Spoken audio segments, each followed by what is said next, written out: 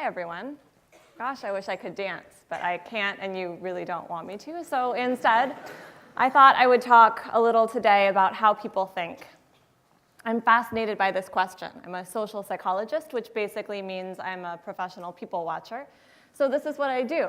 I try to figure out how humans think and how we might be able to think better. And here's something I noticed a few years ago about how I seem to think. Here's a typical week in my life, which usually seems to revolve entirely around publishing papers. So here I am in the maximum of my artistic abilities as a stick figure, going along at baseline, and a paper gets accepted. I get this rush, this blip of happiness, and then I'm back to baseline by about lunchtime.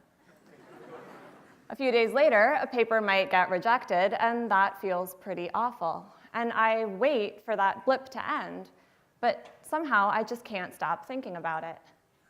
And here's the craziest part. Even if another paper gets accepted the next day, well, that's nice, but somehow I can't get that pesky rejection out of my head. So what is going on here? Why does a failure seem to stick in our minds so much longer than a success? Well, together with my colleague, Amber Boydston, in the political science department, I started thinking about this question of, do our minds get stuck in the negatives? We all know intuitively that there are different ways of thinking about things.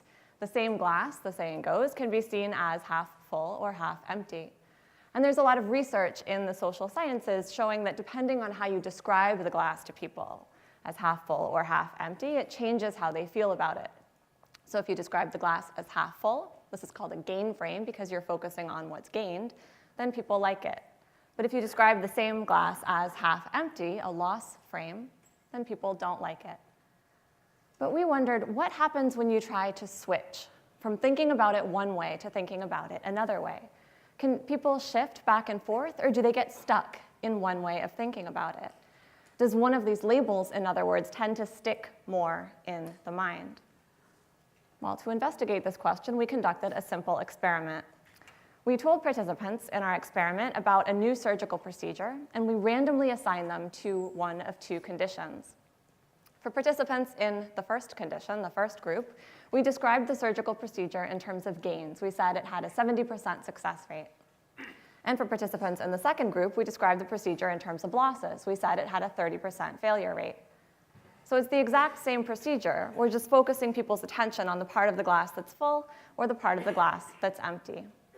Perhaps unsurprisingly, people like the procedure when it's described as having a 70% success rate, and they don't like it when it's described as having a 30% failure rate. But then we added a twist. We told participants in the first group, you could think of this as a 30% failure rate. And now they don't like it anymore. They've changed their minds. And we told participants in the second group, you could think of this as a 70% success rate, but unlike the first group, they stuck with their initial opinion. They seemed to be stuck in the initial loss frame that they saw at the beginning of the study. We conducted another experiment. This time, we told participants about the current governor of an important state who was running for re-election against his opponent. We again had two groups of participants, and we described the current governor's track record to them in one of two ways. We said that when the current governor took office, statewide budget cuts were expected to affect about 10,000 jobs. And then half the participants read that under the current governor's leadership, 40% of these jobs had been saved. And they like the current governor. They think he's doing a great job. The rest of the participants read that under the current governor's leadership, 60% of these jobs had been lost. And they don't like the current governor. They think he's doing a terrible job. But then, once more, we added a twist. For participants in the first group, we reframed the information in terms of losses. And now they didn't like the current governor anymore. And for participants in the second group, we reframed the information in terms of gains. But just like in the first study, this didn't seem to matter. People in this group still didn't like the current governor.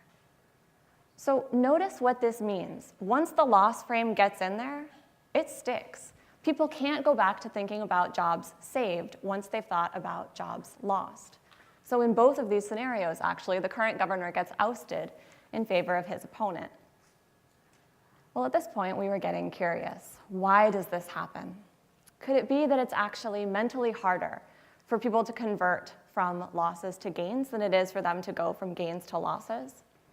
So we conducted a third study to test how easily people could convert from one frame to another. This time, we told participants, imagine there's been an outbreak of an unusual disease and 600 lives are at stake.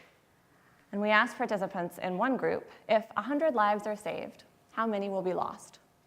And we asked participants in the other group, if 100 lives are lost, how many will be saved? So everyone just has to calculate 600 minus 100 and come up with the answer of 500.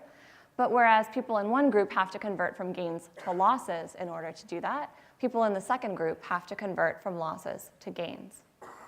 We timed how long it took them to solve this simple math problem.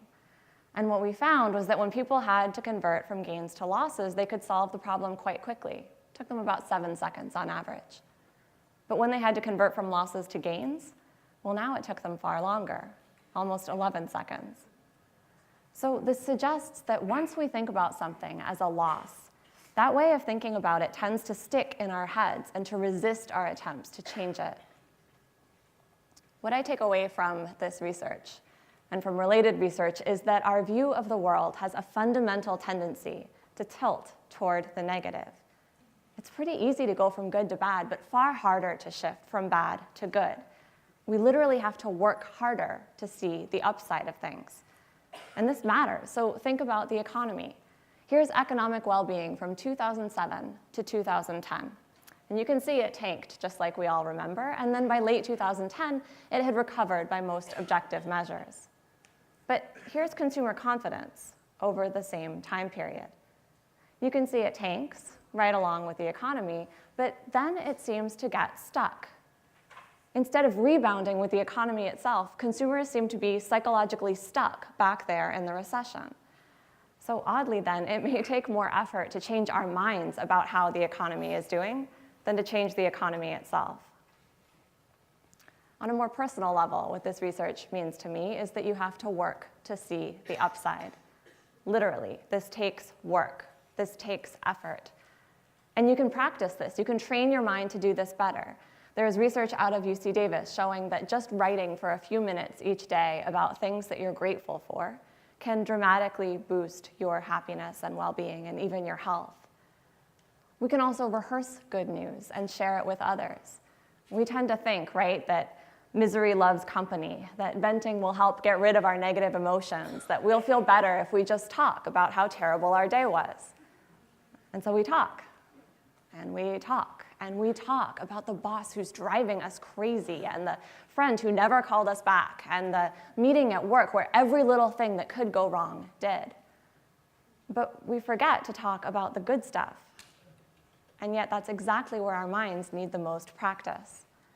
So my husband, who has this disconcerting habit of listening to what I say other people should do and then pointing out that, technically speaking, I'm a person too, has